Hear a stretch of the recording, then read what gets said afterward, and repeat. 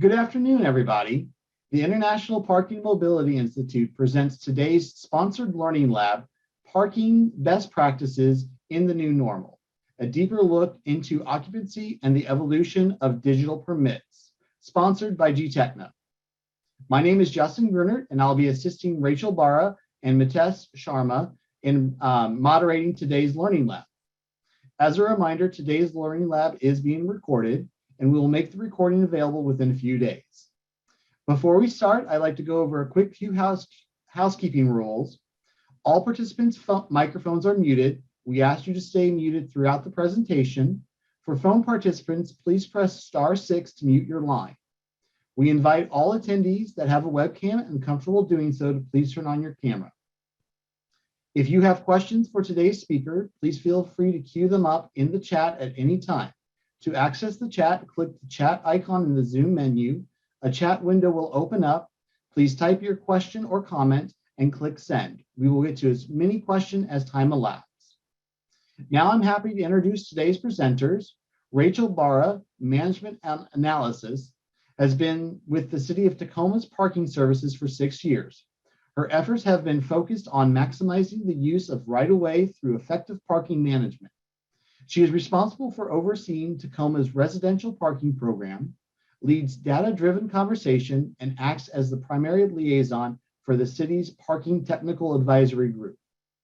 Mitesh Sharma, GTechna, has spent the last 15 years lending his insight and expertise in software industry, working with government agencies and multinational brands like TiVo, Virgin Media, Walmart, and Broadcom.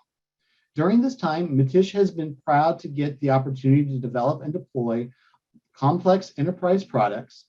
In the past few years, as the product line manager for GTechna product suite, Mitesh has worked with several government authorities and municipalities to implement new digital residence parking and LPR program in 15 plus cities across the US and Canada. Rachel, Mitesh, welcome to the Learning Lab. The audience is all yours. Thank you so much, Justin, for that introduction. Let me just share my screen and take over here in just a second. All right, so just kind of jump in right here. Again, Justin, thank you so much for that wonderful introduction. We're really glad to be here. To just kind of jump right in, here is a little bit of my intro. My name is Rachel Barba. I'm a management analyst with City of Tacoma Parking Services. I'm a subject matter expert in our parking system, and my role is to oversee some of the parking programs that we have in the right-of-way. But besides that operations piece, I'm often directly involved in conversations surrounding how we go about tweaking our system to better suit its users. Typically, this involves from working with merchants on doing on-street changes, working with residents on figuring out what permit types they're needed, to working with our parking technical advisory group. So our parking system, much like any parking system, is comprised of a lot of moving pieces that typically come from a wealth of perspectives. People change, their needs change, therefore we know that the parking system has to change. And that's why in the parking world, there's always so much focus on trying to perfect that balance. And certainly listening to perspective is very valuable, but another important piece is using data to also drive those conversations. So today I'll be talking about 2 topics before I hand it over to Mitesh. That first topic I'm going to be speaking to is how we use GTechna's license plate recognition system to conduct occupancy studies on our own rather than hiring an outside consultant every time. So speaking to this, I'm hoping that not only will this provide some ideas on how to save costs, but maybe it will inspire some ideas for you to work with a vendor on how to come up with those kind of creative solutions. So to just jump right in here. So I'm sure we've got quite a few of parking folks here, but in case there are any ears that are not familiar with occupancy data in the parking world is how we determine our practical capacity. It's the number of vehicles that we measure to see how many can be parked in an area before it becomes difficult for a driver to find a space. This is how we determine if those parking resources are being used efficiently. So with those occupancy data, we get that from doing occupancy studies. This is where we set up a capture where we capture the total number of vehicles on a block face from intersection to intersection, one side only. And then we compare that to the number of true total legal parking stalls. And that's how we get what those occupancy thresholds are. In Tacoma, we go by these thresholds on this pyramid that I have listed on the screen. And this tells us what the capacity is on a block level. Red is where what we consider those areas have reached practical capacity. Those areas are highly constrained. Orange is a little bit of our sweet spot. That's where we like our system to be healthy, because that means that a user who's circulating that block has a greater chance of finding at least one or two stalls within their parking destination. And then anything below that is underutilized. And that steers our conversation in a different direction. So if you are familiar with occupancy data, you know that it typically lives in spreadsheets, which is great if you're a numbers person. But if you're not a numbers person, these kind of bar graphs and datas and spreadsheets and columns can be overwhelming and it's hard to digest, especially when you're speaking to stakeholders and community members about the parking system. We know in the parking world that evolving a parking conversation is difficult in itself, but when those number of components are not broken down, it's even harder. So because we had this problem about 6 years ago, we leveraged GIS, geospatial information systems, and we took those numbers and combined it with a spatial analysis element. I'm sure some folks might be familiar with GIS being used with these occupancy data before, but to kind of explain what it is we created a feature class data set for every single block, and it has a unique ID. And those occupancy counts, rather than tracking them by site address or description, they're just tracked by that unique ID. So the spreadsheets can easily be combined with that feature class data, and then we can play with it to visualize all the thresholds. So like you see on the screen here, that same information that you saw on the previous slide is now illuminated on our downtown. So it's easy to even see on a hyper-local level where the red blocks are, the constrained, where the orange is, and everything else. So of course, visualizing this data really helps staff tell the story of how the parking system functions, and it speaks to a wide variety of audiences. But just by looking at this, there's one piece to this that's a bit of a problem. It is expensive and it is resource intensive to do these studies.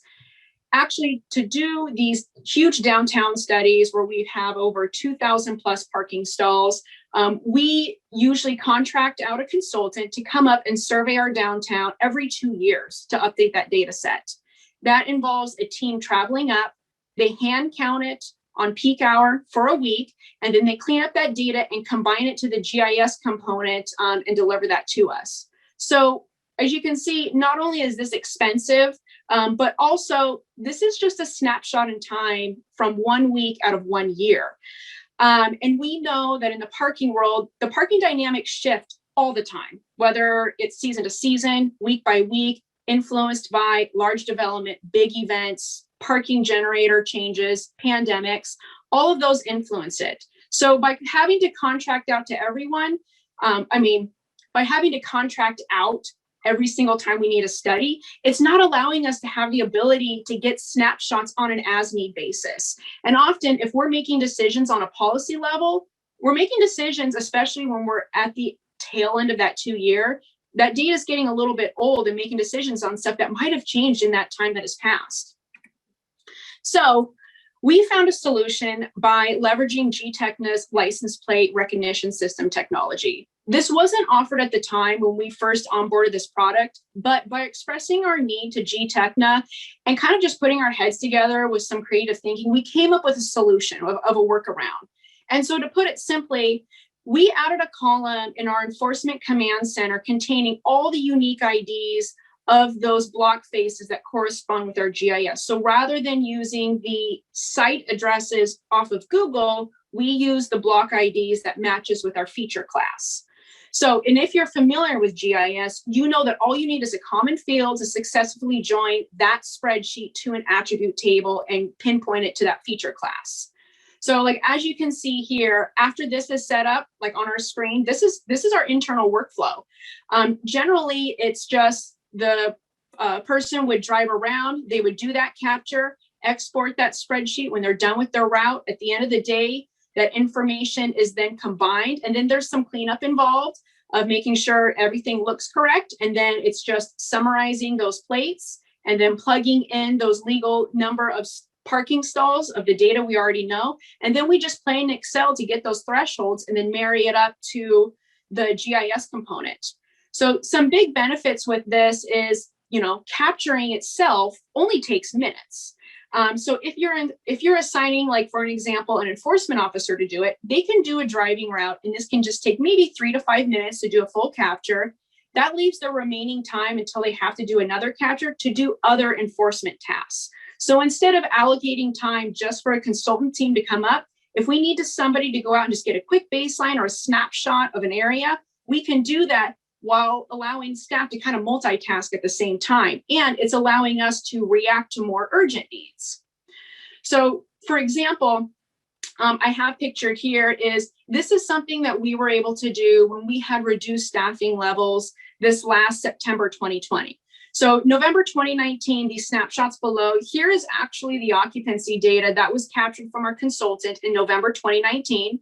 You can see the varying colors of those thresholds and all the block faces. And up above in September 2020, this was just a day of an officer that was able to just go out and just get a baseline capture when our downtown was amidst some various shutdowns due to the pandemic. So now we at least have a baseline data set telling us what did the system look like when everybody wasn't in downtown, and then we can kind of continue monitoring that as everybody creeps back in.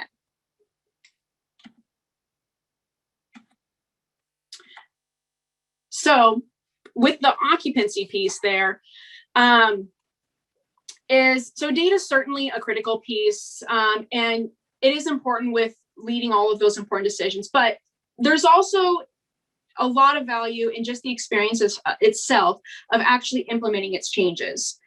It's great when things get updated, but it doesn't go without saying that sometimes we mess up, and there's just as much value from what we learn and how we grow from it. So for this second topic I'll be talking to you today about Tacoma's permit journey from paper to digital using GTechna's permitting solution. So this includes, I'll just kind of briefly be speaking to what it was like to implement, the road bumps we experienced, how we grew from those experiences, and our recommendations to you if you find yourself in that same boat with transforming a permit program in your city. So just to take a quick snapshot, flash from the past, Tacoma's residential permit parking program has been around for quite some time. It started in 2001 in reaction to complaints as an attempt to help preserve neighborhood parking for residential use. This was administered under Public Works, and the zones looked much different. It even had a different name. These zones ranged from either 2 spaces to 28 spaces, and we're just kind of spread out all over the city. And the system looked significantly different than it was today. I have on the screen bullet points of just what those key changes are, but just to speak to some big ones here that were significant is, one is anyone could call to get a residential parking zone. There was no neighborhood buy-in required or even an occupancy study. If you wanted a space in front of your home, you could just call and get it. Okay, all right, so thank you for everyone for being flexible. So Mitesh, I'll just ask you to do the next slide for me. Is that okay? Yep, completely. Okay, all right. So let me just get back into rhythm here. So yes, talking about what our old residential parking system used to look like. One big key difference with the old program is that the permits themselves were physical. These were just physical hang tag placards that folks would get and they would hang in their car. And these were often issued to the property owner, which makes sense. Property owners should have those parking controls for their properties, but this was actually difficult long-term, especially when it came to resident turnover and just people needing access. It included a gatekeeper to those permits for people to even get one, whether they were renters or maybe they sold their home and they're just moving to the area. Another issue with these permits, these physical permits, is that only 2 were issued per an address. There was no accommodations for guests or anything else. Also, another piece with it being physical is that abuse often happened. These permits were typically copied and sold even to folks that didn't live in the neighborhood, maybe just employees of the area. And this was a problem because there was really no way for staff to verify if these were being used correctly. It was more reaction to complaints where they actually followed up. And of course, these permits were a lifetime use. There were no annual renewals, no monthly renewals, and just really no checks and balances to make sure that they are being used for the intended use and making sure that that person still lives there. Next slide, Mitesh.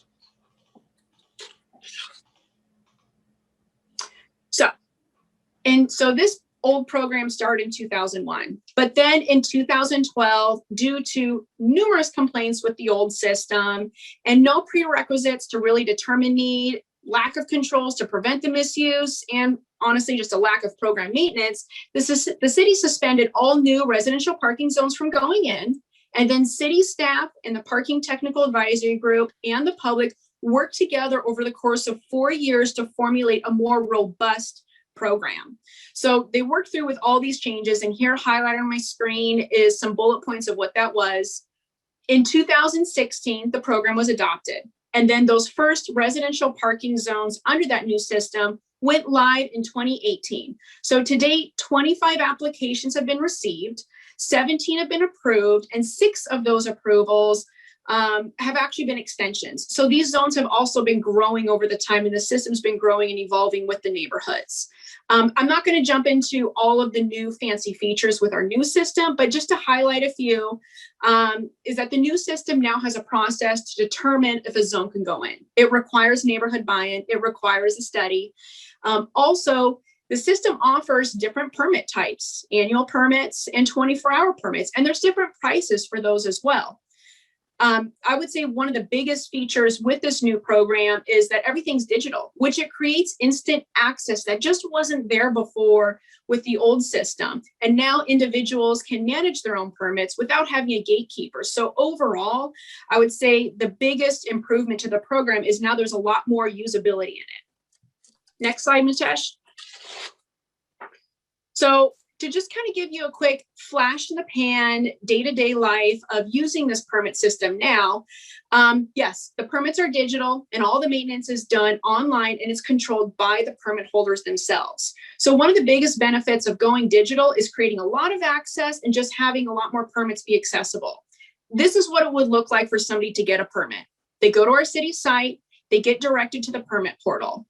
Signing up, they then sign up for an account, just like you would do for any subscription. It's free. It just requires email, contact information, and your address. The system already knows what addresses are eligible or not, so it filters out those who are not compliant.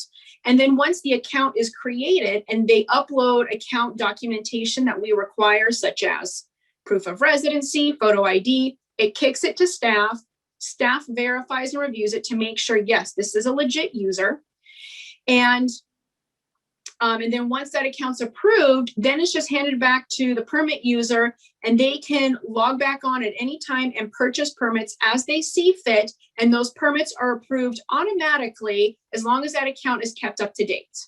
So for a user, they can either, if there is a last minute need, like maybe an unexpected guest, or maybe they went and bought a car that day, they can buy a permit on the spot right then and there, or maybe they have a permit use that might kick in later, like a guest coming, or maybe some plans. They can also have that start at a later date. So the first residential parking zones under the new system went live in 2018. To date, we have 400 accounts that have been created and over 1,300 permits have been used. Next slide, Mitesh. So this sounds wonderful.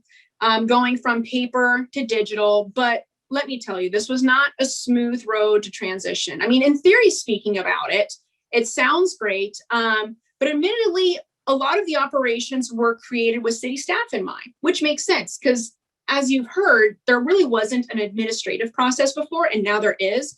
And we put a lot of focus on how staff can manage this from the back office perspective with limited touches so the user can have more free reign. But when it came to launching the program and the operations, there was one very important perspective that we overlooked, and that was the end user itself.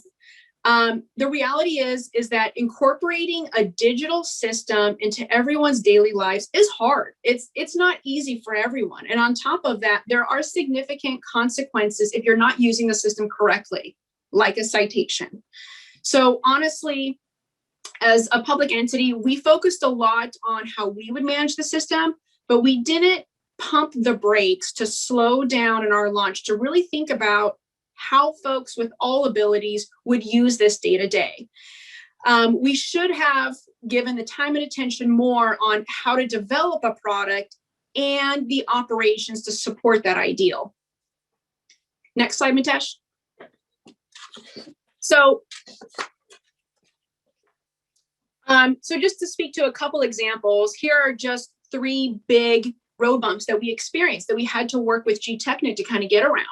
So for an example, one big road bump was when a user first created an account, and this is in 2018, when they would go online to create an account, they had to navigate through 6 different windows just to create an account and input that information, which makes sense from the staff perspective.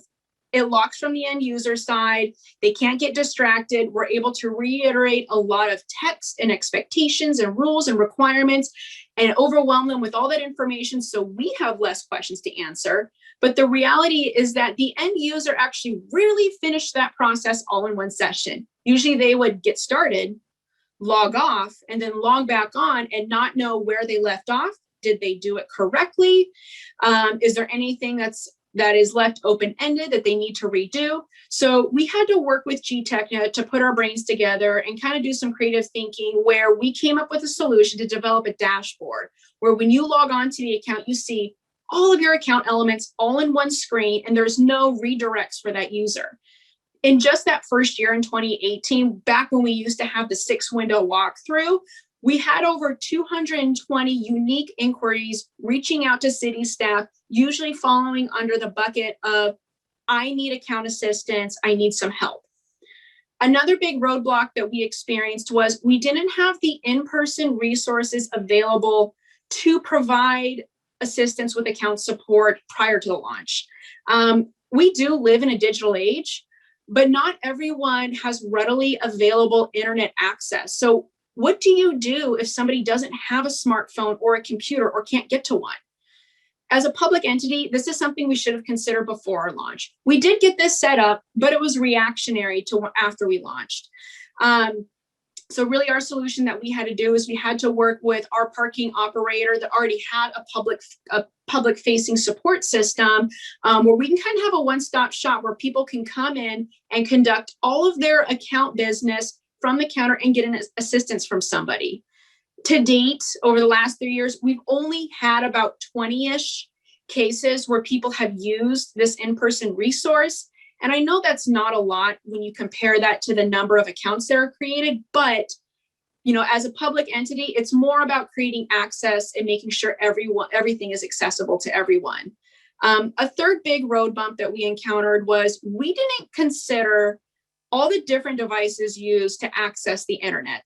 We were very confident of working with GTechnik on making sure we knew what the system looked like and how it behaved from a computer or a phone perspective. But guess what? There's more than those 2 devices.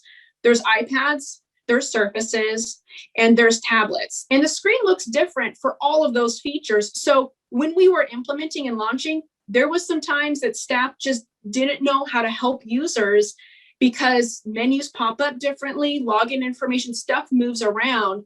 And there are some end users that don't have a computer or smartphone. They just have those other ones instead. So there was certainly a learning curve on staff having to hurry up and get educated and get familiar on what that system looks like. And then also quickly touching base with GTechnik on tweaking those as well to make sure it's as streamlined as possible. Slides, Mitesh. So we took the big leap and we made a lot of adjustments to streamline and enhance the user's experience. We're in year 3, we're still learning, we're still listening, and we're still adjusting the system with GTechnik to make it just right. And just for an example, here's just some of the tweaking that we're considering right now of where our mindset is we are revisiting some old requirements. We launched pretty quickly, and we're kind of going back and asking ourselves by looking at some requirements, like, does it make sense to have this as a barrier? For example, requiring photo ID. We already require proof of residency. Does it make sense to have a photo ID? It creates another barrier for that user to have to track. Is it something that we really care about? Should we eliminate it? Another change that we're looking into is working with GTechna to develop features where our permit portal speaks to our command center and can communicate permit expiration dates to our enforcement. That way, instead of like today, where enforcement officer only sees whether or not a permit has coverage, they can have that additional information telling them when that permit expired, and then it frees up the decisions to be, should they warn, should they cite, should there be an educational flyer or additional outreach that accompanies with that. Slide.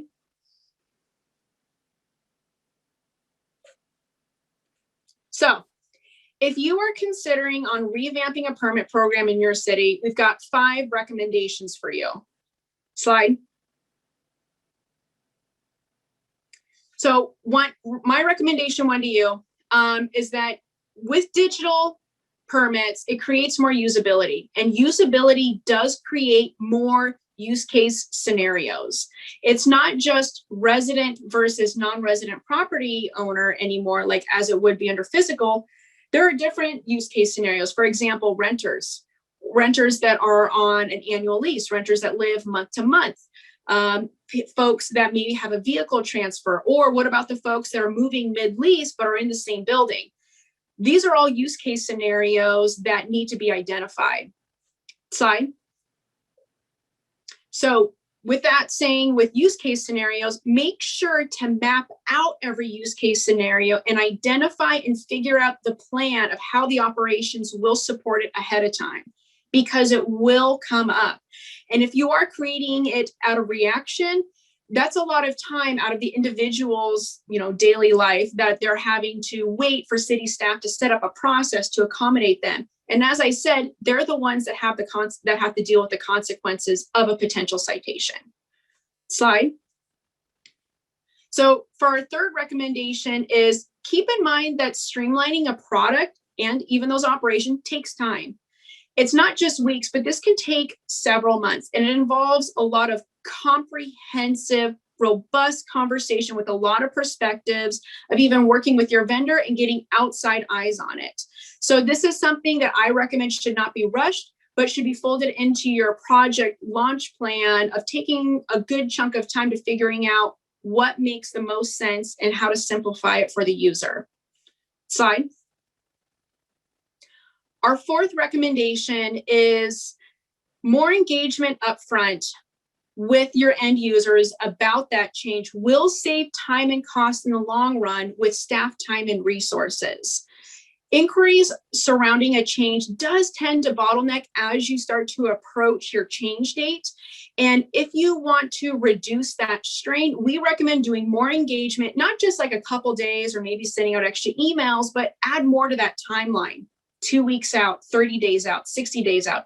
Empower your users with more information so you don't have as much of a bottleneck when it comes to that, unless you want to provide all the bodies to support of answering those last minute questions. What do I need? What kind of program is there, and everything else. Next slide. So, and last but not least, fifth recommendation, I can't reiterate this enough. When you are launching your program and developing your operations, house staff management is certainly important. Of course, that's important. It's how the back office will make sure everything is going the way it should. But don't forget about the end user, the customer, the actual permit holder. These are the ones that we are doing this for. These are the ones that we're developing those operations for. And they're the ones that have to deal with the consequences of what happens if they don't have the right coverage. So I recommend with those 5, ending that on that note is don't forget about your end user. So Mitesh, thank you so much for handling these slides for me. So I'm just going to throw this baton back to you. Thank you very much, Rachel. It was great.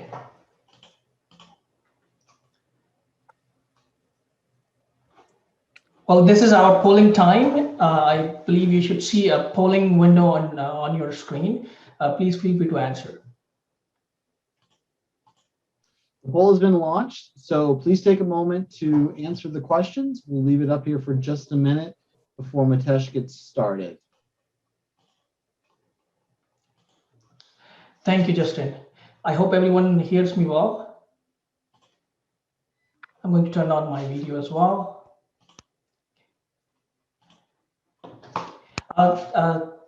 Thanks, Rachel, for the presentation, and thanks, Rachel, for giving me the control. My name is Mitesh Sharma. I'm the product line manager for GTechna product suite. I'm also the product manager for our residential permitting program. During my time in GTechna, I had the opportunity to contribute into the implementation of residential permitting program for several cities in North America. Today, I'm going to share some of my experience with everyone. At the end, you should get an idea what are the new standards for digital permitting, what are the essential features you have to have, and what are the things that you should keep lookout for during your planning process.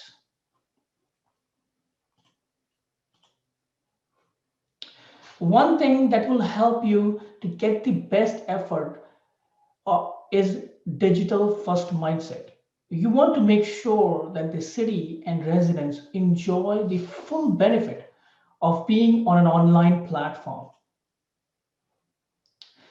Digital first mindset inspires you to rethink the difference between destination and journey. Apart from permitting requirement, you also want to achieve some high-level targets. High-level targets such as easy to use, easy to manage, self-serve, better customer experience, financial transparency, and security for your users. And in order to achieve these high-level targets, any software must have some common attributes. Common attribute such as touchless points. That means you want to minimize the manual intervention as much as possible. So system is process-oriented, fair, and can deliver 24/7, even on weekends and holidays. Support for real-time data is important. You want to make sure your users start collecting the benefit right after he paid. In my experience, the more you wait for the data to synchronize between softwares, the more internal and external dependencies you will create for yourself down the line. Payment flexibility. One of the biggest benefit of an online platform is the user can pay anytime, anywhere. You want to make sure your system is compelled for more than one payment method. You want to accept payments via credit cards, debit cards, direct bank transfer, monthly invoices, payroll deductions, and more. At the same time, as Rachel said before, don't underestimate the value of over-the-counter payments. People do stand in line. You should be ready to accept payments as cash, check, card terminals. Dynamic reporting. A wise man said, knowing your numbers means knowing your business.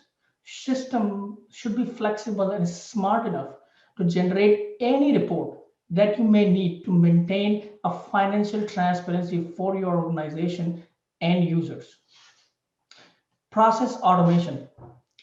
With the digital permit platform, you have an opportunity to offer wider scope permits with better validations.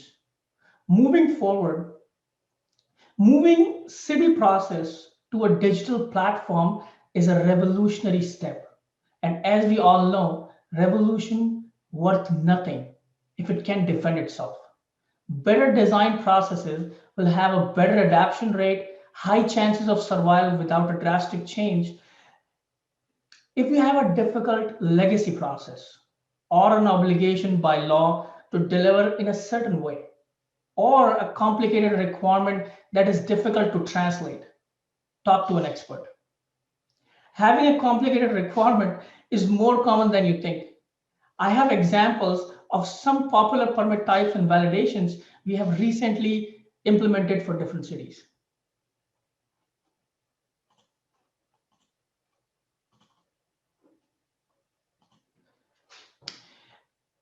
Before sharing those examples of permit types, it's worth mentioning that we work with variety of audience, including cities, private operators, and universities.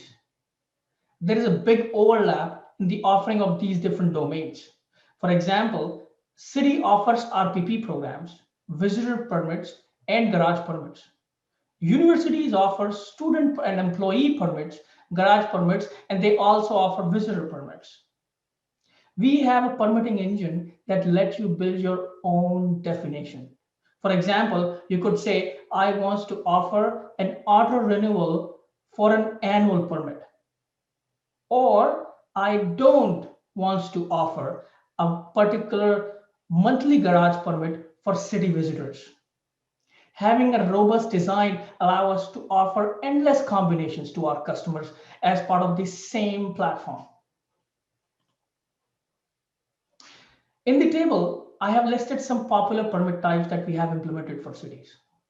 I also added a column to show the audience and the category it belongs to. On the top of the list, we have an annual resident permit. To get this permit, users have to submit a proof of residency and vehicle registration to the back office for approval. Next one is low income permits, or we also known as senior discount permit. This permit have the same configurations as annual resident permit, but a different set of documents. The next one is a free guest permit. This is quite interesting requirement. This is where a resident is allowed to request 10 free permits for their guest every year. Next one is neighborhood parking permit.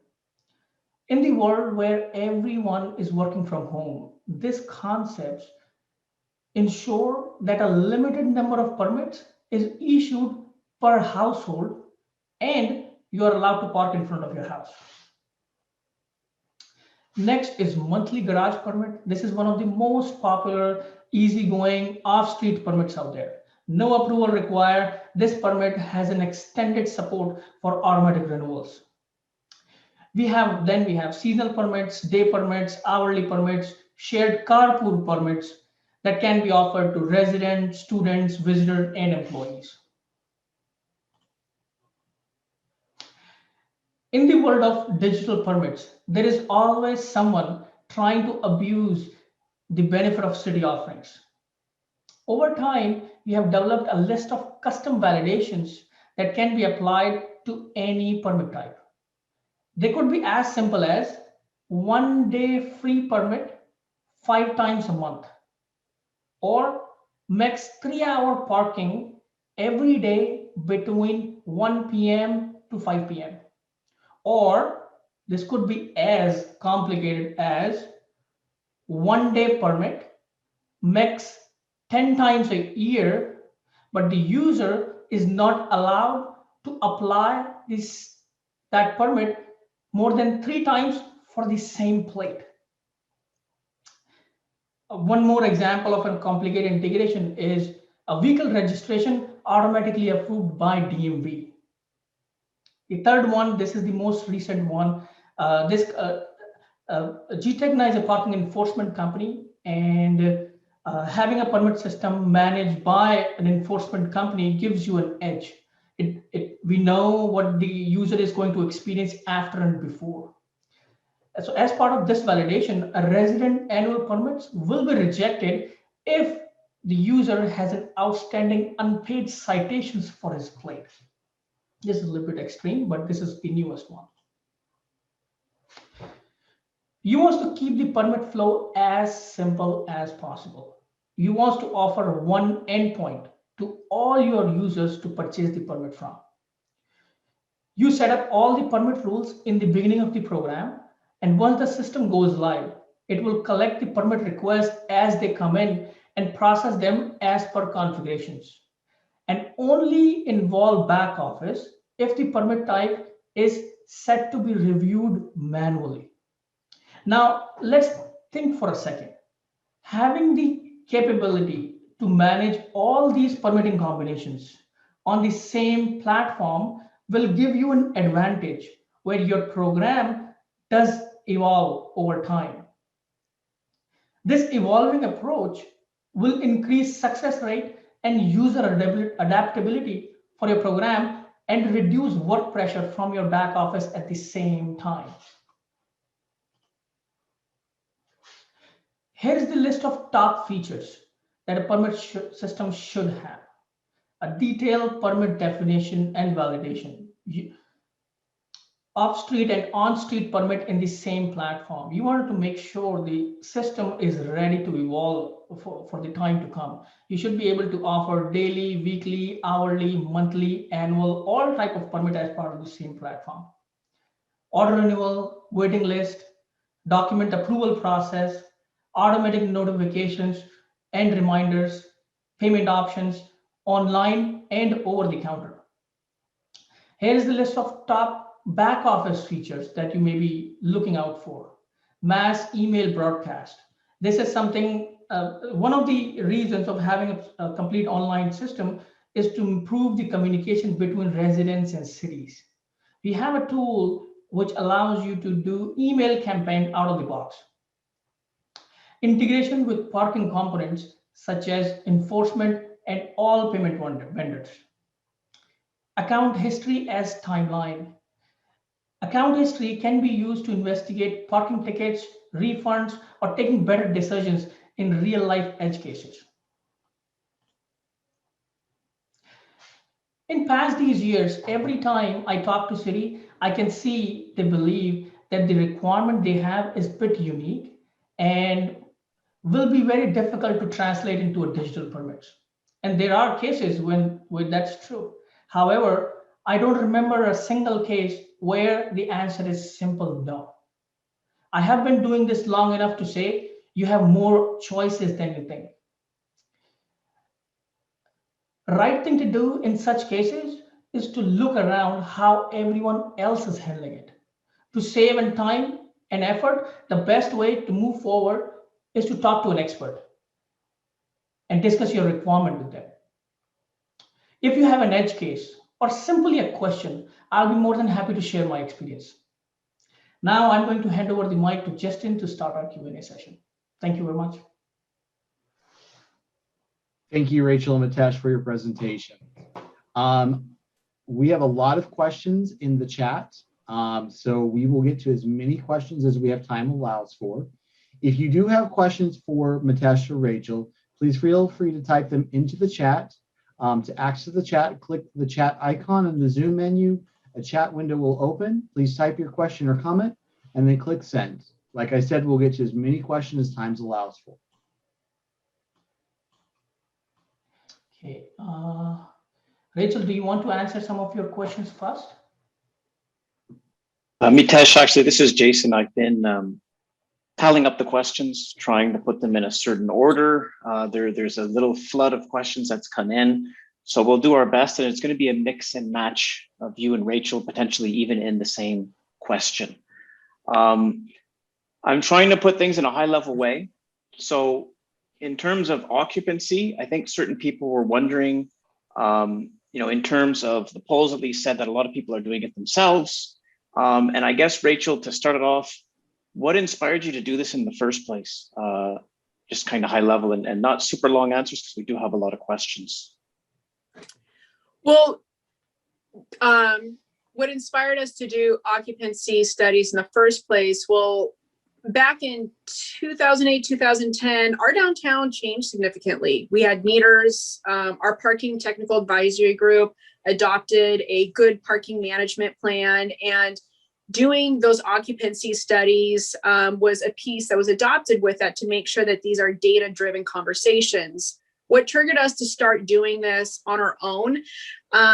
It was certainly great having access to our consultant that comes down and does our whole downtown every few years. But the reality is our downtown has grown significantly.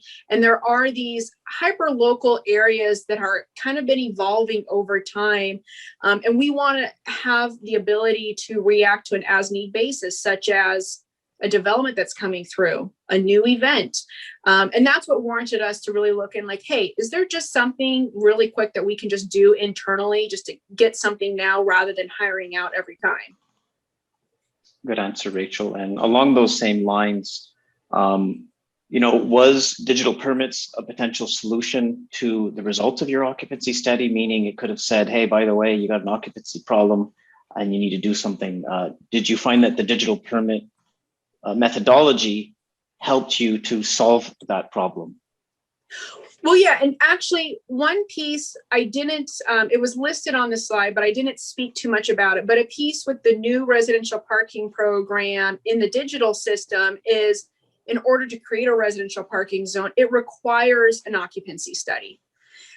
So those two kind of go hand in hand. So we were still needing that instant access so we can survey a neighborhood to determine that need. And if it meets those thresholds, then we implement that permit system.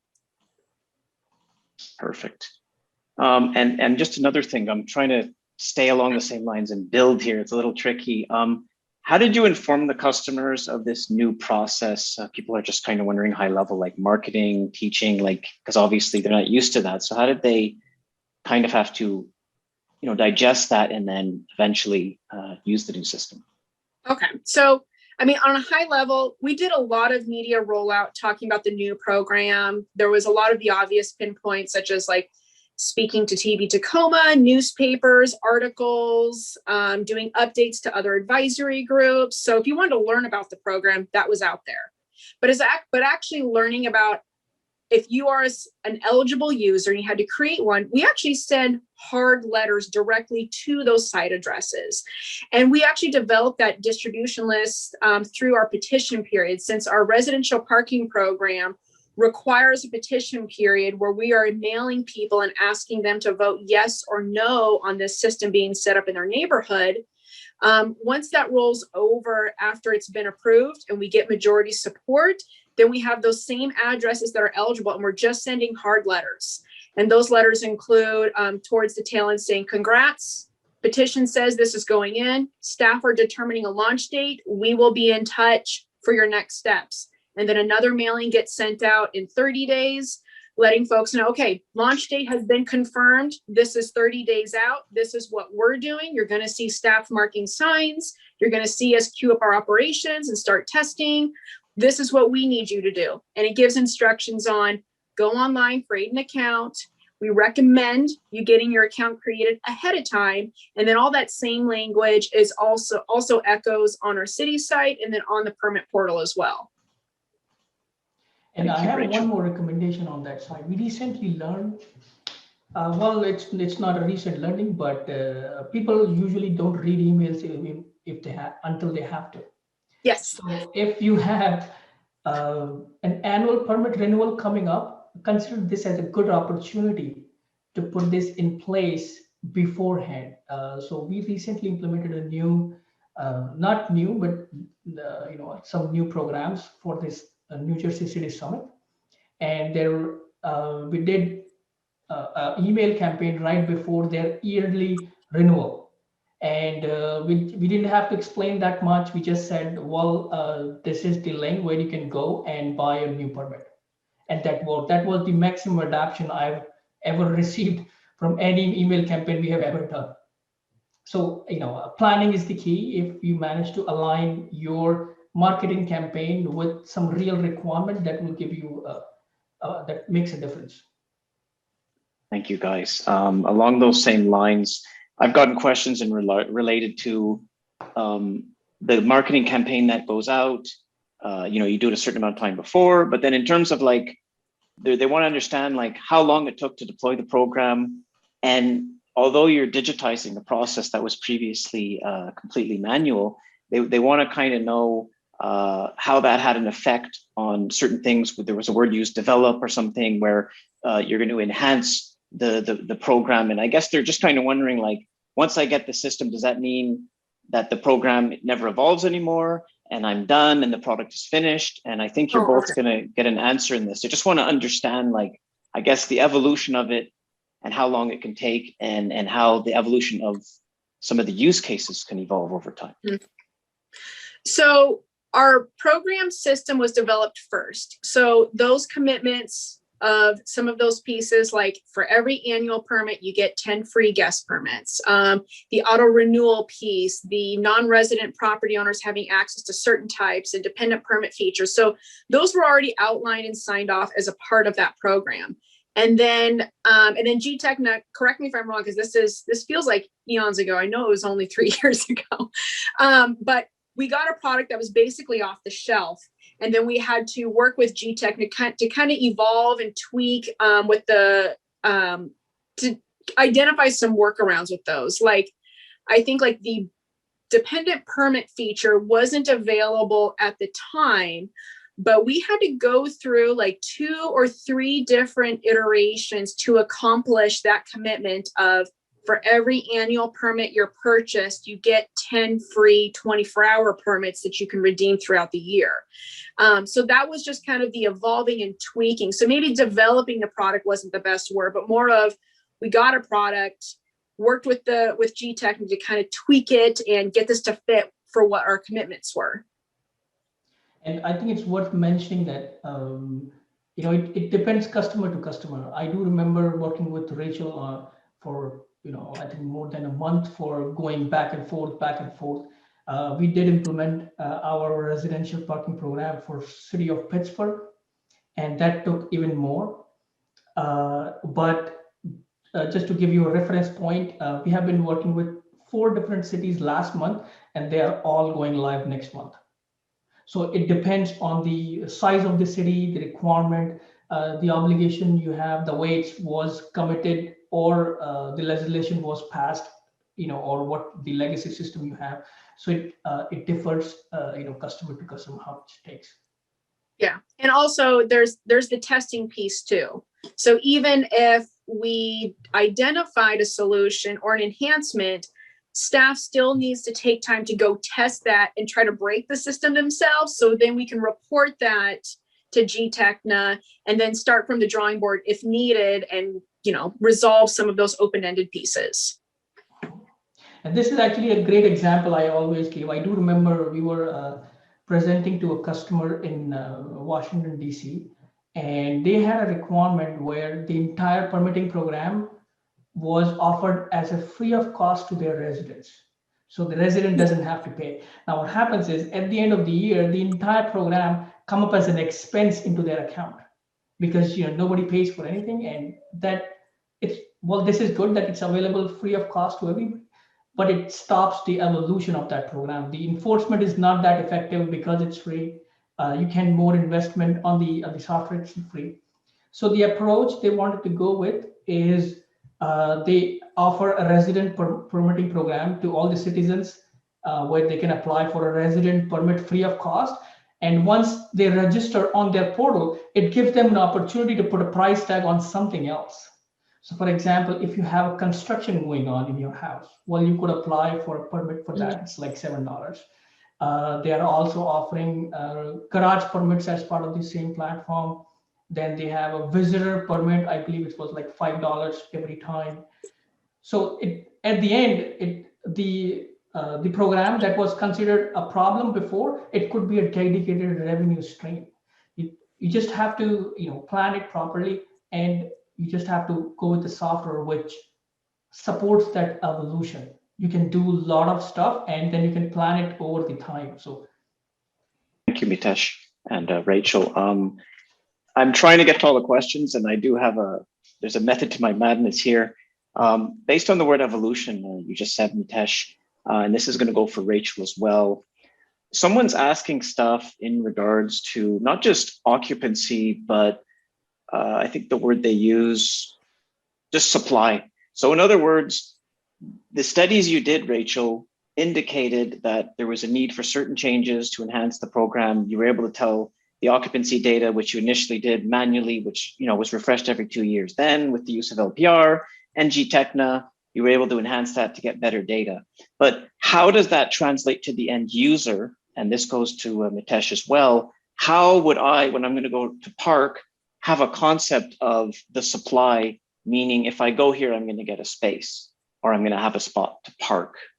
So putting you both on the spot, in a way, I do think it's a very interesting question. So it kind of maybe projects further in the future for what you're looking to offer. An example I'd give you is, would you think that within the permit system, should there be some kind of map-based workflow where they start there, they see where there's potential spots based on trends in the occupancy, then they could kind of go in that area with some level of confidence? So hard question, but I figured I'd ask you both. And Rachel first. I think, yeah, Rachel. Okay, Mitesh, go ahead. No, if you have something to say. No, well, the reason I just wanted to jump in first because the occupancy just for the permitted garage side, I don't think the Tacoma's program use it from that point of view. They have a bigger high level occupancy that includes multiple data sets, collecting data from everywhere. And I believe the question is more on the permit side, where so we have a feature, it's called zone capacity, where you can define how much permits you want to sell on a daily basis, / how many spaces you have. It could work for an off-street garage or for an on-street, street as well. So system keeps a track of all the people who is registered in the system, and put a stop if it overflows. We also have a concept of waiting list on top. So let's say if you have 50 spaces and all the 50 spaces are consumed, then system will automatically start next applications and put it into a waiting list. Then we have a separate process of renewal of those waiting lists. We have some clients with the waiting list goes for more than 2 years. And you can imagine this actually concept work for an event as well. For an event parking, you can say we have 100, 200 spaces, and the more a user buy, you can see everything in real time. And if it consumes, it closes up, and at that point you can save the waiting list. And Mitesh, I don't want to interrupt you. We got 2 minutes left, and do you have any plans? And I mean, Tacoma, I'd like Rachel to chime in on this. Do you think there's any way that the stuff you talked about could be useful to end users at the start of the process before they park, for example, or go to buy a permit and stuff? I mean, yeah, absolutely. I think if there's anything that we've learned over this last year with the parking system is that we're going through another evolution here. Business models are changing. We're seeing more demands for needs for various short-term users, not just short-term like 30-minute, 90-minute, 2 hours, but 2-minute, 3-minute, curbside pickup, super short-term users, and offices are now changing their models as well. So we're going to see more commute and split schedules for residents. So things like this, if we want to talk about how to efficiently use our resources and make sure it aligns with what's going on in the land use, plugging into occupancy is an important piece. That's how we're going to encourage people to use the system and also make sure that everything is flowing without any disruption. Thank you, Rachel. And I don't know, Justin, if we still have time left here. I'm trying my best to cover all these questions. We are actually about out of time here. So what we will do is we will send all the questions that came through chat to GTechna, so that way they can review and they can respond to the participants who put those questions in there. So I want to thank Rachel and Mitesh for our great conversation today, and also to thank GTechna for sponsoring today's Learning Lab. We will send out the edited version of this presentation within a few business days. So look for that in your email. And we want to thank you again for joining us, and you may now disconnect.